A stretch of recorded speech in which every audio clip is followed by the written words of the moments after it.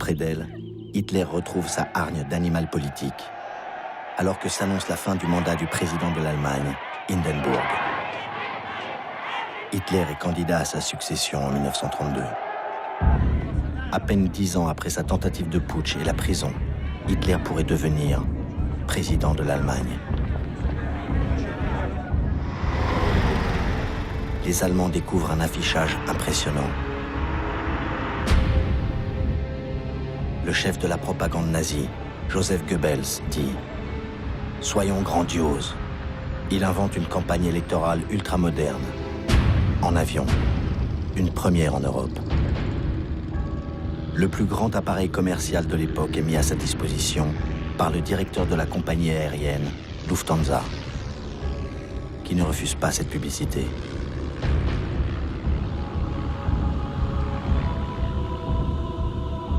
Hitler, affublé d'un casque de cuir, s'embarque pour un périple de près de 100 villes d'Allemagne où il pourra mesurer sa popularité. Son pilote, Hans Bauer, témoigne. « Nous avons volé par tous les temps, orage, tempête. Aucune réunion n'a dû être annulée. Les gens ont commencé à perdre leur peur de l'avion.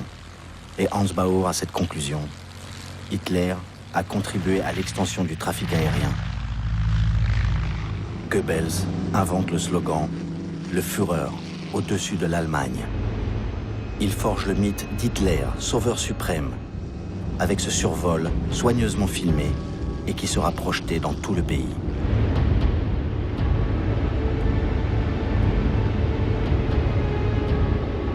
Mais Goebbels n'est pas si détendu. Cette campagne coûte cher et les industriels se méfient encore un peu de la violence d'Hitler. Les nazis doivent faire payer l'équivalent d'1 € à chacun de ceux qui viennent écouter Hitler. Cela ne les rebute pas, au contraire. Un spectateur, von Spahn, raconte cette expérience. Soudain, j'ai senti les yeux d'Hitler sur moi et j'en ai été frappé pour toute ma vie.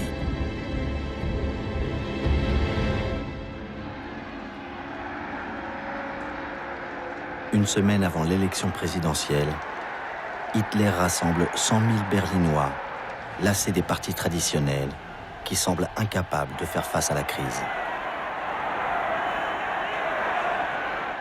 Dans la foule, Jutta Rudiger, 20 ans. Je ne peux pas vous expliquer l'état dans lequel le chômage nous plongeait. On pensait vraiment que seul Hitler pouvait nous sortir de cette misère.